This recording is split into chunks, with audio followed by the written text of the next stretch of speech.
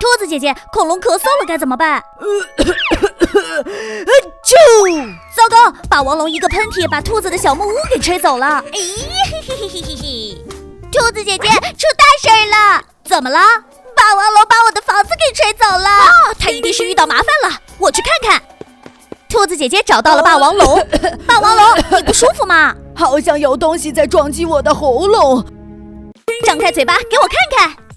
嘿，兔子姐姐来到霸王龙的喉咙里。嘿，好多咳嗽怪呀！我需要一根舒舒服服暖水器。